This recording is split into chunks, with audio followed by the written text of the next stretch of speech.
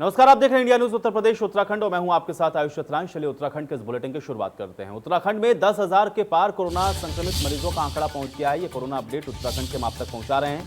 प्रदेश में कोरोना के 389 नए केस मिले। सबसे ज्यादा 178 मामले हरिद्वार से सामने आए हैं। उत्तराखंड में 3,547 एक्टिव केस हैं और अब तक 134 लोगों की कोरोना के चलते मौत हो चुकी है। तो उत्तराखंड में 10,000 का आंकड़ा मरीजों का पार हो गया है। प्रदेश में कोरोना के 389 नए मामले दर्ज किए गए हैं। पिछले 24 घंटे में इतने भारी संख्या में मामले आए हैं। इसमें सबसे ज्यादा 178 मामले हरिद्वार में सामने आए और उत्तराखंड में एक्टिव केस 3,547 है और आंकड़ा 10,000 के पास कुल संक्रमितों का है। अब तक 134 लोगों की कोरोना से मौत भी उत्तराखंड में हो चुकी है।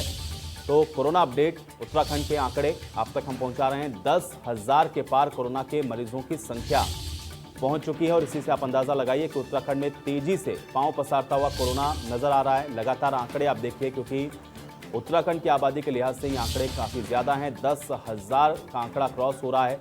3,547 एक्टिव केस हैं और अब तक 134 लोगों की कोरोना से मौत हो चुकी है। तो ऋषिकेश से खबर है, आपको बता दें देवभूमि में भी कोरोना का कहर लगातार जारी है और यहां पर एक ही परिवार से 11 लोग कोरोना पॉजिटिव मिले हैं। मरीजों को अस्पताल में भर्ती करवाया गया है। स्वास्थ्य विभाग ने पूरे मोहल्ले को सील कर दिया है। पड़ोसियों का भी अब कोरोना टेस्ट किया जा रहा है। तो एक ही परिवार से 11 लोगों के कोरोना पॉजिटिव मिलने के बाद इस पूरे इलाके में हड़कंप भी मचा है। मरीजों को अस्पताल में भर्ती करवाया गया है, लेकिन स्वास्थ्य विभाग ने एहतियात बरतते हुए इस पूरे मोहल्ले को बैरिकेड करके सील कर दिया है। इसके अलावा पड़ोसियों का भी कोरोना टेस्ट फिलहाल किया जा रहा है, क्योंकि एक साथ एक ही परिवार के 11 लोग कोरोना संक्रमित इसी जगह से पाए गए हैं और ऐसे में अब स्वास्थ्य विभाग कि जो हाथ पांव हैं वो फूले हुए हैं, क्योंकि 11 लोग वो भी एक ही परिवार के कोरोना संक्रमित मिलने के बाद इस पूरे इलाके को सील किया गया है। एहतियातन जो अड़ोसी पड़ोसी उन सभी का टेस्ट किया जा रहा है। मोहल्ले को सील कर दिया गया है ताकि कोई आवाजाही ना हो। प्रतिबंधित किया गया है। सभी का टेस्ट और रिपोर्ट आने के बाद ही ये जो प्रतिबंध है वो यहाँ से हटाया जाएगा। तो देवभूमि में कोरोना का जो कहर है वो लगातार देख रहे हैं आप किस तरीके से। और ऋषिकेश में 11 लोग एक ही परिवार के कोरोना पॉजिटिव पाए गए हैं और इस वजह से इस पूरे एरिया को सील किया गया है, इस मोहल्ले को सील किया गया है ताकि कोरोना संक्रमण यहाँ से अन्य जगह ना फैलने पाए। और इसके अलावा अब चूंकि 11 लोग एक साथ कोरोना संक्रमित मिले हैं, इसलिए पूरे मोहल्ले में जितने लोग हैं सभी का कोरोना टेस्ट किया जा रहा है ताकि संक्रमण किसी को ना हो, इस बात की पुष्टि हो सके। और इसी के चलते ऋषिकेश में इस पूरे मोहल्ले को सील कर दिया गया। ये देखिए तस्वीरें भी हम आपको दिखा रहे हैं। ऋषिकेश के उसी मोहल्ले की तस्वीर हैं जहां पर एक ही परिवार के 11 लोग कोरोना पॉजिटिव पाए गए हैं। नीरज गोयल हमारे सहयोगी जुड़ गए जानकारी के साथ। नीरज, ये बताएं कि एक ही परिवार के 11 लोग कोरोना संक्रमित पाए गए हैं। फिलहाल क्या जानकारी इस पूरे मामले में? जी आयुष जी, मैं आपको बता दूं, ऋषिकेश तीर्थ नगरी ऋषिकेश में लगातार कोरोना संक्रमण फैलता जा रहा है जी। लोगों की लापरवाही के चलते लगातार मरीजों की संख्या में इजाफा हो रहा है। अभी दो दिन पहले ही एक बुजुर्ग व्यक्ति में जो है बुखार की शिकायत थी, तो उसको जो है आशा द्वारा कोरोना का टेस्ट कराया गया। टेस्ट के दौरान जो है वो कोरोना पॉजिटिव निकला। तो स्वास्थ्य विभाग की टीम ने जो है पूरे उनके घर में जाकर के मकान में जाकर सभी लोगों का जो है 15 लोग रहे उस मकान में, सभी का टेस्ट कराया। तो बड़े चौंकाने वाले जो है रिपोर्ट सामने से 11 लोग जो है कोरोना पॉजिटिव निकले। जैसे प्रशासन को 11 लोगों की सूचना मिली तो आनंद फानंद में स्वास्थ्य विभाग और पुलिस प्रशासन ने मौके पर पहुंच के पूरे इलाके को क्षेत्र को सीज कर दिया। और स्वास्थ्य विभाग की टीम जो है पूरे क्षेत्र में जितने भी मकान है वहाँ पर रहने वाले लोगों का जो है टेस्ट कर रही है कि जो है इस पर रोकथाम लगाई जा रही है। वहीं जो है लोगों से अनुरोध भी किया जा रहा है कि आप जो है जितना भी ये एरिया है कैंटोनमेंट जोन है, इनसे बाहर ना निकले और जो आपकी जो जितने भी जरूरत की सामान है वो आपको यहीं उपलब्ध करा दिया जाएगा। वहीं लोग जो है जानकारी छुपा रहे हैं, जिस कारण ये कोरोना संक्रमण लगातार फैल रहा है। बाहर से आने वाले लोग जो है चुपचाप अपने घर में आकर के रह रहे हैं, लेकिन वो इसकी जानकारी आस पड़ोस के लोग भी प्रशासन को नहीं देख रहे हैं, जिस कारण प्रशासन हो चाहे पुलिस प्रशासन हो, जो स्वास्थ्य विभाग हो, सबको दिक्कत परेशानी का सामना करना पड़ रहा है। बिल्कुल, लेकिन नीरज ये बताइए कि एक ही साथ एक तो 11 लोग संक्रमित मिले, मोहल्ले को तो सील कर दिया गया है, लेकिन अभी और कितने लोगों के टेस्ट हुए हैं? क्योंकि एक परिवार से 11 लोगों का मिलना एक बहुत चिंता का विषय है। और कितने लोगों के टेस्ट हो चुके हैं इस प्रकरण के आने के बाद इस पूरे मोहल्ले के अंदर? जी आयुष जी, मैं बता दूं, जो ये बस्ती है ये जहाँ पे जो है अलग अलग प्रांतों से लोग आकर के झुग्गी झोपड़ियों में और ये कच्चे मकानों में रहते हैं। वहाँ पर एक मकान में 11 लोग मिले हैं। यहाँ पर कम से कम 3 से 4 हजार लोगों की आबादी है। सभी का जो है कोरोना टेस्ट किया जा रहा है ताकि जो है इस संक्रमण को रोकथाम लगाया जाएगा और जितने भी लोग पॉजिटिव पाए जाते हैं उन सबको जो है यहीं पर जो है अस्पताल में भर्ती कराया जा सके ताकि कोरोना और लोगों में ना फैल सके। जी बहुत शुक्रिया नीरज, फिलहाल इस बातचीत और जानकारी के लिए। चलिए बढ़ते हैं आगे। पौड़ी के विकासखंड पोखरा के ओट गांव में एक महिला कोरोना संक्रमित पाई गई और यह महिला कुछ दिन पहले ही देहरादून जिले से ओट गांव गई थी। महिला के पॉजिटिव पाए जाने के बाद उसे श्रीकोट श्रीनगर बेस अस्पताल में भर्ती करवाया गया है। इस पूरे मामले को लेकर के गांव के लोगों का कहना है कि स्थानीय प्रशासन ने गांव को संक्रमण से बचाने के लिए अब तक गांव को सील भी नहीं किया है। इससे गांव में कोरोना संक्रमण फैल सकता है। वहीं पूर्व स्वास्थ्य मंत्री सुरेंद्र सिंह नेगी ने राज्य सरकार पर निशाना साधते हुए कहा है कि सरकार की कोरोना से निपटने की सारी तैयारियां अधूरी हैं।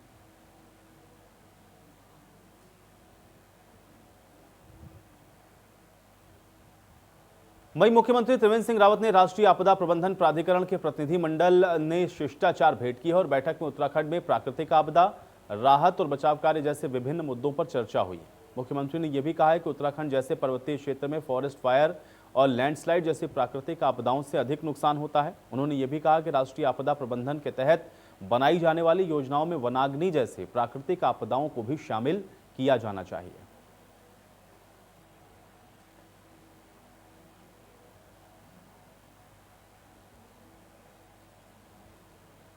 वहीं कांग्रेस नेता सुरेंद्र सिंह नेगी ने यूथ कांग्रेस के स्थापना दिवस पर युवाओं को बधाई दी और उन्होंने बधाई देते हुए कहा कि कोरोना काल में युवाओं के लिए बेशक चुनौती हैं, लेकिन रोजगार के अवसर लगातार कम होने के कारण कई युवा परेशान होकर के आत्महत्या कर रहे हैं। युवा मन में नकारात्मक भाव में विकसित कर रहे हैं, जो कि आज के युवा के लिए बेहद हानिकारक हैं। उन्होंने सभी युवाओं से आह्वान किया है कि वो हिम्मत न हारें, लगातार मेहनत करते रहें, सफलता जरूर मिलेगी। वहीं केंद्र सरकार से भी उन्होंने निवेदन किया कि बेरोजगारों के लिए रोजगार की व्यवस्था करने के लिए वो अपने प्रयासों में तेजी लाए।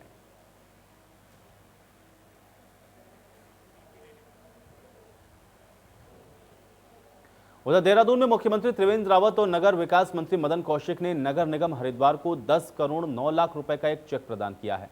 बता दें कि 31 मार्च 2016 तक सेवानिवृत्त कार्मिकों के बकाया वेतन, पेंशन और अन्य भुगतान के संबंध में यह निर्णय लिया गया है।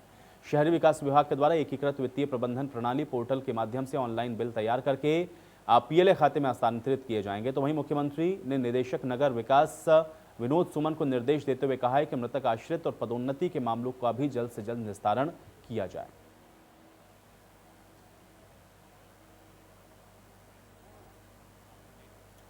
तो देवभूमि के मंदिरों के साथ साथ काशीपुर के मंदिरों में भी जन्माष्टमी मनाई जा रही है, लेकिन इसके साथ ही केंद्र सरकार की गाइडलाइन का भी ख्याल रखा जा रहा है। इसमें सामाजिक दूरी का पालन करना, फेस मास्क पहनना, सार्वजनिक स्थान पर भीड़ एकत्रित न करना और मंदिरों में भी 5-5 श्रद्धालुओं को ही प्रवेश करने की अनुमति प्रदान की गई है। अब ऐसे में इन त्योहारों पर मंदिरों में एकत्र होने वाले श्रद्धालुओं की भीड़ को देखते हुए काशीपुर प्रशासन ने फिलहाल इन त्योहार पर किसी भी तरह के सार्वजनिक कार्यक्रमों को आयोजित करने पर अभी अपनी अनुमति प्रदान नहीं की।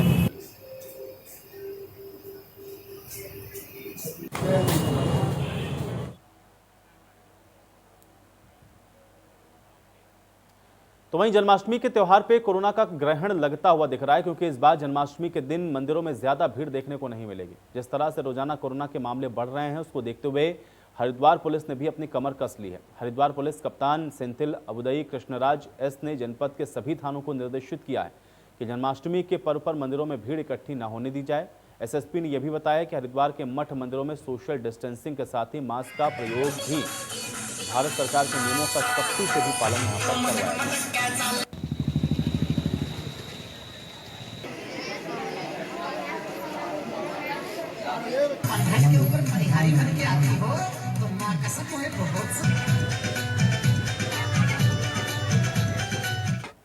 और इसी के साथ एक बड़ी जानकारी हरिद्वार से है। आपको बता दें, हरिद्वार में गंगा नदी उफान पर है और खतरे के निशान से 293.35 मीटर ऊपर जलस्तर पहुंच गया।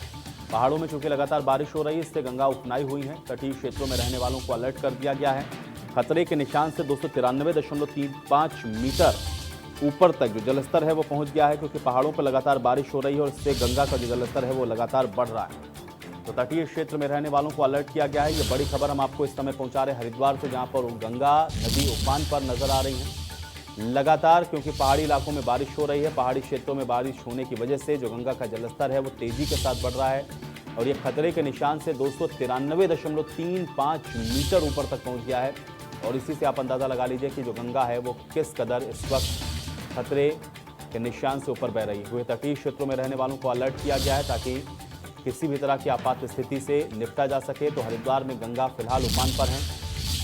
और उफान पर गंगा खतरे के निशान से काफ़ी ऊपर बह रही है और इस वजह से भी तटीय इलाकों में जो अलर्ट है वो जारी कर दिया गया है, क्योंकि पहाड़ों पर लगातार बारिश हो रही है और इस वजह से गंगा के अंदर जो पानी है तो तेज़ी से उसका जलस्तर बढ़ता हुआ नजर आ रहा है।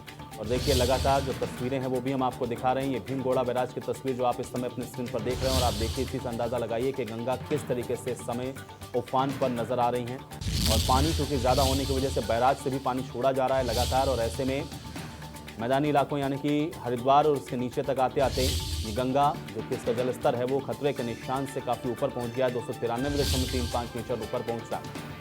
तो पहाड़ों में लगातार बारिश के बाद उफनाई है गंगा। धर्मेंद्र चौधरी हमारे सहयोगी जुड़ गए जानकारी के साथ। धर्मेंद्र, ये बताएं कि गंगा का जलस्तर लगातार बढ़ रहा है, हरिद्वार में भी खतरे के निशान से ऊपर पहुंच गया है, फिलहाल क्या जानकारी?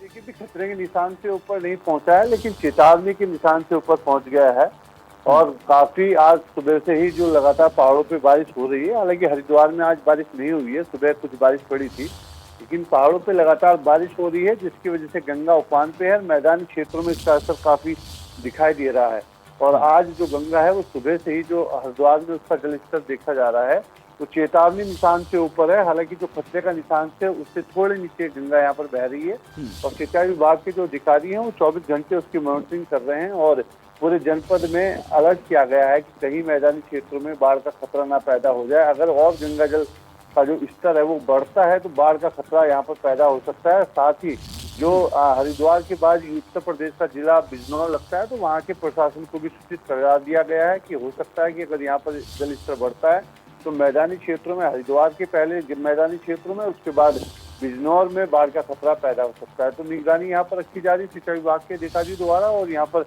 अभी कह सकते हैं कि खतरे के निशान से नीचे है, लेकिन चेतावनी निशान से ऊपर गंगा सुबह से यहाँ पर बह रही है।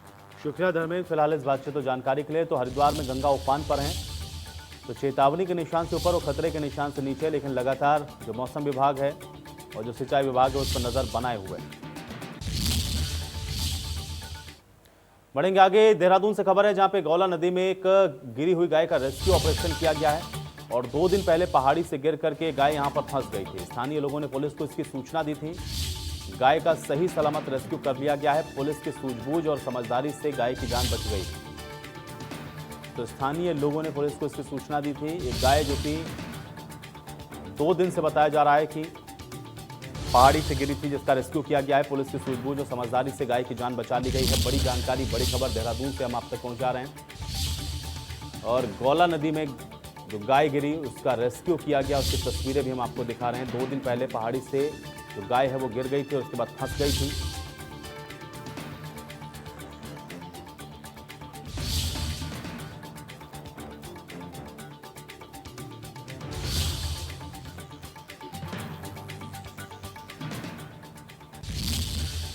तो बड़ी जानकारी, बड़ी खबर हम आप तक पहुंचा रहे हैं। गौला नदी में गिरी हुई गाय का जो रेस्क्यू है वो किया गया है। देहरादून गौला नदी में गिरी गाय के रेस्क्यू ऑपरेशन को अंजाम दिया गया। 2 दिन पहले पहाड़ी से गिर गई थी ये गाय जो कि फंस गई थी। चलिए बढ़ते हैं आगे। उत्तरकाशी से खबर है जहां पे भारी बारिश से राष्ट्रीय राजमार्ग बाधित है और भूस्खलन की वजह से गंगोत्री मार्ग को बंद कर दिया गया। सूचना के बाद मौके पर पहुंची बीआरओ की टीम जो कि राहत और बचाव के काम में लगी है। मार्ग को खोलने का भी प्रयास किया जा रहा है। मार्ग पर कई जगह लैंडस्लाइड की भी जानकारी मिली है। उत्तरकाशी में ये भारी बारिश के बाद जो राजमार्ग है वो बाधित है। उसकी तस्वीरें देखिए, हम आपको दिखा रहे हैं। देखिए किस तरीके से पहाड़ का पूरा मलबा इस राजमार्ग पर आ गया और इस वजह से ये जो पूरा मार्ग है पूरी बुरी तरह से अवरुद्ध हुआ है और अब इसको बीआरओ की तरफ से खोलने का जो प्रयास है वो किया जा रहा है और लगातार कोशिश हो रही है कि जल्द से जल्द इस रास्ते को खोल के दोबारा से आवागमन के लिए शुरू किया जाए। तस्वीरें लगातार हम आपको दिखा रहे हैं उत्तरकाशी के, जहां पे भारी बारिश से राष्ट्रीय राजमार्ग बुरी तरह से प्रभावित हुआ है, बाधित हो गया है। भूस्खलन की वजह से गंगोत्री जो ये मार्ग है इसको फिलहाल बंद करना पड़ा है और सूचना दी गई है बीआरओ को, जिसके बाद बीआरओ की टीम पहुंची जो कि लगातार आप देखिए कैसे जेसीबी लगा करके यहाँ पर कोशिश अब इस रास्ते को खोलने की जा रही है। लेकिन इतनी भारी संख्या में, इतनी भारी मात्रा में जो मलबा है यहाँ पर गिरा है, जिसके बाद कोशिश लगातार रोड को खोलने की कर रही है बीआरओ।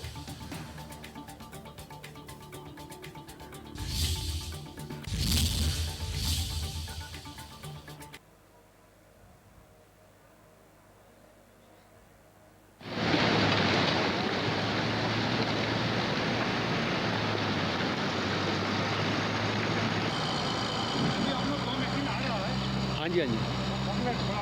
जी, जी, जी, जी, हाँ। हाँ, ये काफ़ी टूट गया है नहीं?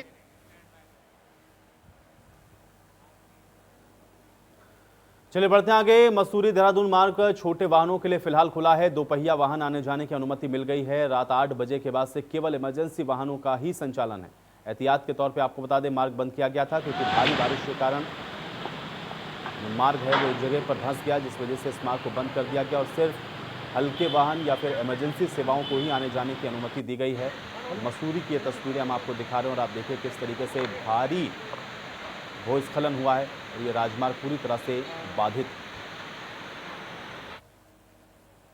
रुद्रप्रयाग से केदारनाथ जाने वाले दोनों मार्ग बंद हैं। रुद्रप्रयाग गौरीकुंड राष्ट्रीय राजमार्ग बांसवाड़ा समेत 2 जगहों से बंद किया गया, जबकि केदारनाथ जाने के लिए वैकल्पिक मार्ग बासु केदार बस्ती गुप्तकाशी मोटर मार्ग भी मंदाकिनी के जलस्तर बढ़ने से बांसवाड़ा के पास टूट कर बह गया है। आपको बता दें कि मंदाकिनी नदी का बढ़ता जलस्तर भी अब सड़कों को काट रहा है। इससे परेशानी और ज्यादा बढ़ सकती है। ऐसे में केदार घाटी, गुप्तकाशी, उखीमठ और चौपाटा से जिला मुख्यालय का संपर्क पूरी तरह से कट गया है।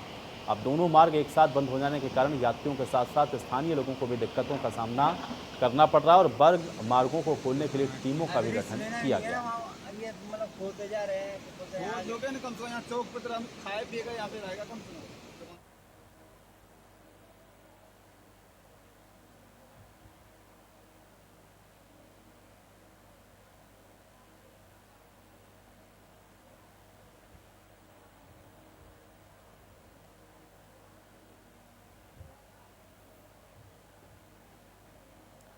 तो रुद्रप्रयाग में भारी बारिश का कहर, उससे देख रहे हैं आप किस तरीके से जो पूरा मार्ग है वो बाधित हो गया।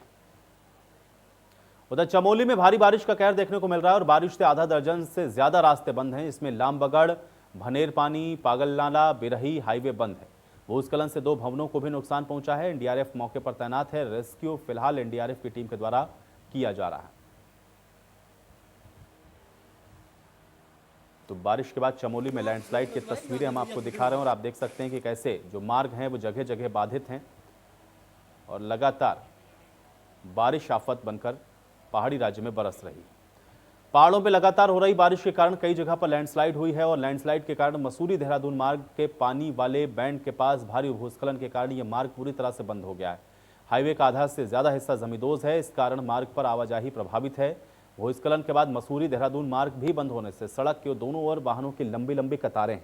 मार्ग बंद होने के कारण यात्रियों को बड़ी दिक्कतों का सामना करना पड़ रहा है। तो वहीं पुलिस ने एहतियातन मसूरी देहरादून से आने वाले सभी वाहनों को फिलहाल रोक दिया है।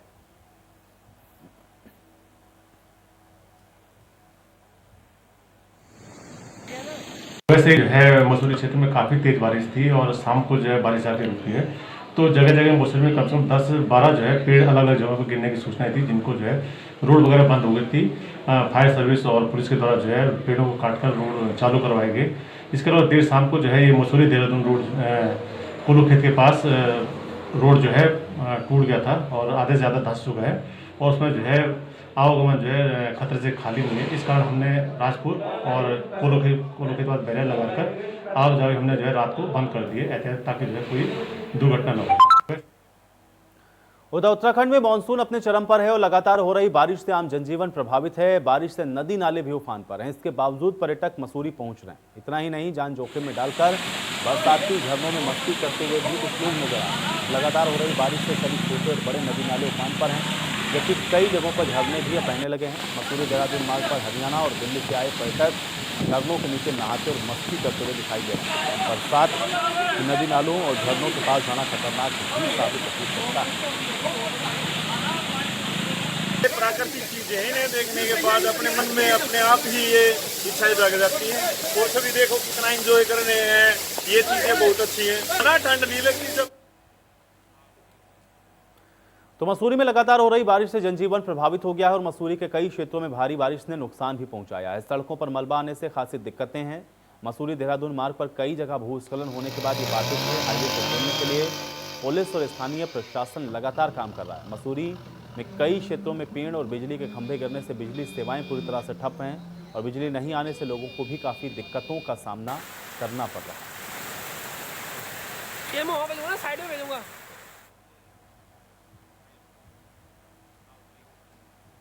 वहीं अगले साल होने वाले कुंभ मेले के लिए मेला प्रशासन मेले की अस्थायी तैयारियों में लग गया है और मेले में आने वाले श्रद्धालुओं की सुविधा के लिए मेला प्रशासन के अधिकारी नई तकनीकों से लैस उपकरणों के इस्तेमाल पर विचार कर रहे हैं। आज दिल्ली से आई कंपनी ने मेला अधिकारी दीपक रावत को मोबाइल टॉयलेट का डेमो दिया है।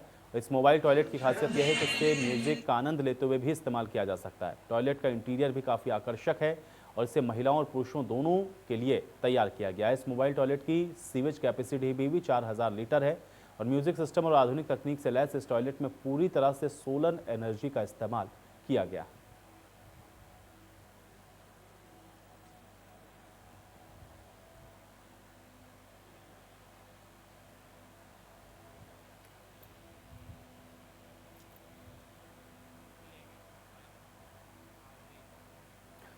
तो कोरोना महामारी से लॉकडाउन के बाद भले ही अब देश अनलॉक के चरणों से गुजर रहा हो, लेकिन अभी भी देश के शिक्षण संस्थानों को खोलने की अनुमति नहीं है। करीब 5 महीने से छात्र घरों पर ही हैं। शहरों के छात्र भले ही ऑनलाइन पढ़ाई कर रहे हों, लेकिन गांव में नेटवर्क न होने की वजह से डिजिटल शिक्षा से भी छात्र वंचित हैं। ऐसे में रुद्रप्रयाग मुख्यालय से 10 किलोमीटर दूर सन गाँव के प्रधान ने एक अनूठी मुहिम की शुरुआत की। इसमें प्रधान के साथ साथ गाँव के युवाओं की ओर से 1 से 10वीं तक के छात्रों को पंचायत भवन पर हर दिन सोशल डिस्टेंसिंग बना करके उनको पढ़ाया जा रहा है।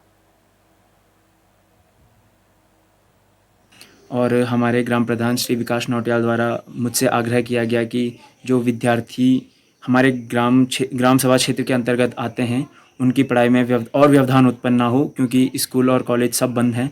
तो हमसे आग्रह किया गया कि कुछ समय देकर सुबह शाम उनकी पढ़ाई निरंतर जारी रखी जाए। तो आजकल मैं और मेरे साथी ग्राम सभा सन के पंचायत भवन में रहकर सुबह शाम उन विद्यार्थियों को पढ़ा रहे हैं। वर्तमान में कोविड-19 के चलते राज्य और जनपद के लगभग समस्त विद्यालय बंद हैं। तो ऐसे में हमारे द्वारा यहाँ पे जो बच्चे जो हायर एजुकेशन में हैं या कोचिंग कर रहे हैं या जिन्हें अभी 2-3 साल पहले जिन्होंने 12वीं उत्तीर्ण की है, तो उन बच्चों को साथ लेके गाँव के 1 से लेके और 10वीं तक के या 11वीं में जो गए हैं उन सारे बच्चों को हम यहाँ पे निःशुल्क पंचायत घर में और सोशल डिस्टेंसिंग, मास्क, सैनिटाइजर का प्रयोग करके उनको शिक्षा दें। वहीं काशीपुर पुलिस ने युवक की गोली मारकर हत्या के मामले में 7 लोगों के खिलाफ मामला दर्ज किया है। आपको बता दें कि प्रेम प्रसंग के चलते युवती के परिजनों ने उस वक्त गोली मारकर उसकी हत्या कर दी थी। घटना की सूचना जैसे ही घर वालों को लगी तो ग्रामीणों ने पुलिस चौकी के सामने शव को रखकर जाम लगाया। प्रदर्शन करते हुए पुलिस के खिलाफ नारेबाजी की। आक्रोशित ग्रामीणों ने सभी नामजद आरोपियों की तत्काल गिरफ्तारी की मांग भी की। बाद में पुलिस के उच्च अधिकारियों के काफी समझाने के बाद वो वहां से हटे। आपको ये भी बता दें कि दलजीत सिंह ने हत्या करने के बाद कुंडेश्वरी पुलिस चौकी में आकर अपना गुनाह भी कबूल करते हुए सरेंडर कर दिया था।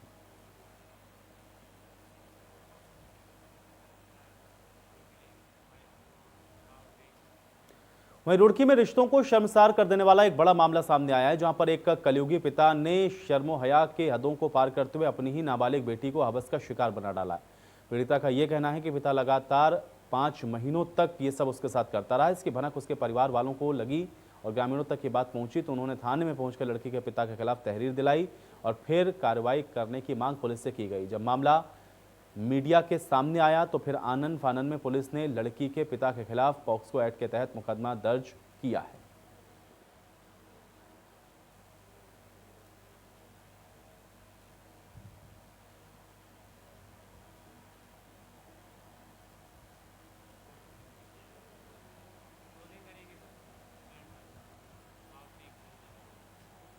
और चलिए इसी के साथ इस बुलेटिन में मेरे साथ फिलहाल इतना ही।